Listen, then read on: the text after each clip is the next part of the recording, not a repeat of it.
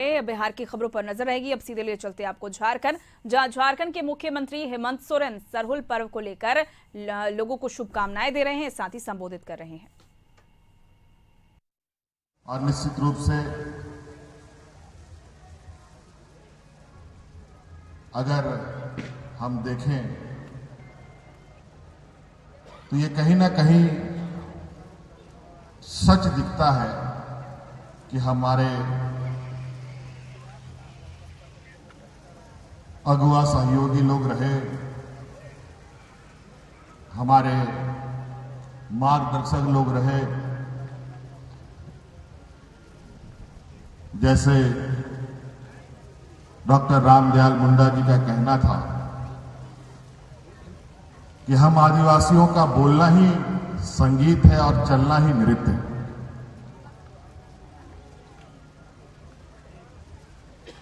और इससे ये झलकता है कि कहीं ना कहीं ये समाज आज भी द्वेष घृणा से कोसों दूर है।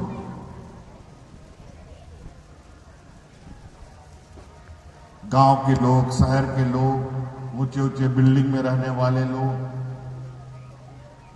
गरीब हो, पैसे वाले हो, सभी लोग आज इस सरहुल में उपस्थित होकर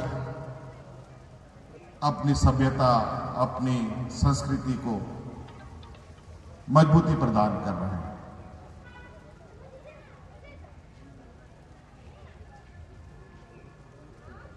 हम आदिवासी समाज के लोग प्राकृतिक से जुड़े हर चीजों के प्रति जो संवेदनाएं हैं, मुझे नहीं लगता कि कहीं और ये चीजें आपको देखने को मिलेगा। और शायद यही वजह है आदिवासी शब्द से ही ये बात जाना जा सकता है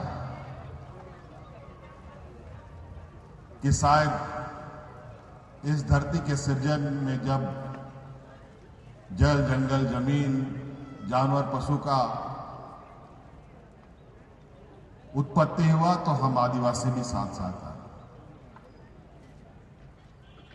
और आज मानव सभ्यता में अगर कहा जाए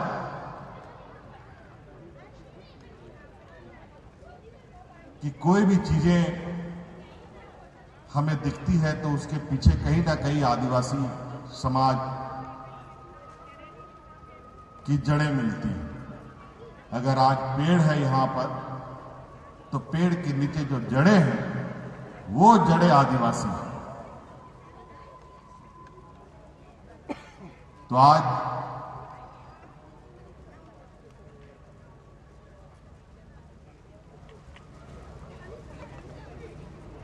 हम लोगों की जो भूमिका है, हम लोगों की जो विचारधारा है,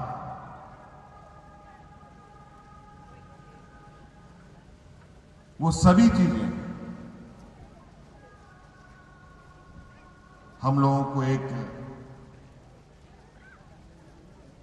खूबसूरत, एक सौहार्दपूर्ण जीवन बिताने का संदेश देता है। आज ना जाने कितने लोग यहां एकत्रित होंगे। वैश्विक महामारी भी है। आज सौभाग्य से राज्य में आपकी सरकार है। आपका एक भाई, एक बेटा, एक नौजवान साथी राज्य के सर्वोच्च स्थान पर बैठा है। और निरंतर हमारी ये प्रयास रहती है कि हमारी ये सभ्यता, संस्कृति कैसे बचे, कैसे हम इसको और मजबूती प्रदान करें।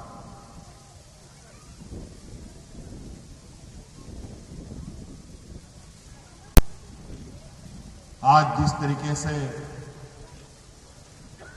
विकास के पैमाने खींची जाती है, उस विकास के पैमाने में आदिवासी समाज को टिक पाना बहुत कठिन है।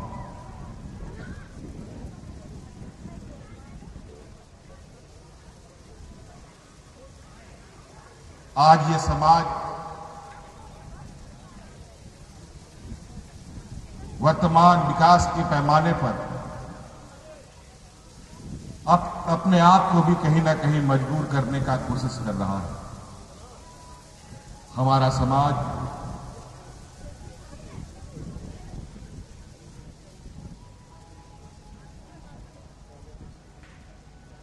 बड़े बड़े ऊंचे ऊंचे बिल्डिंगों के ऊपर नहीं है। हमारा समाज, हम खुद, हम सब जमीन से जुड़े हुए लोग, और इसीलिए हम हमेशा इस बात की मांग करते हैं, हमेशा इस बात की चिंता करते हैं कि जल जंगल जमीन हमारा है, हम आदिवासियों का। अगर जल जंगल जमीन ना बचे तो सबसे पहले प्रहार हम आदिवासियों पर होगा।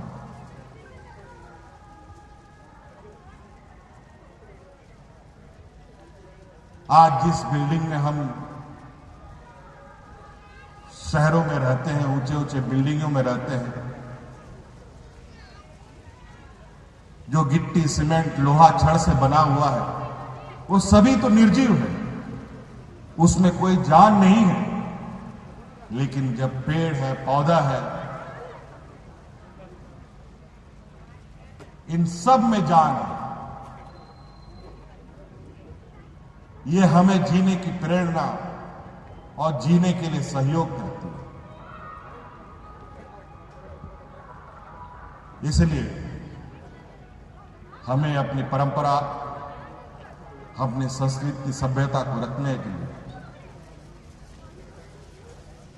अपनी अपनी व्यक्तिगत योगदान देने की आवश्यकता है, चाहे वो छोटा हो, चाहे वो बड़ा हो।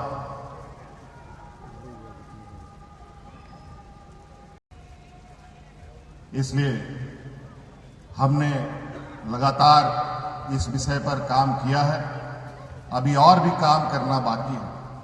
अभी मौका मिला, हमने सभी सरना समितियों बुलाकर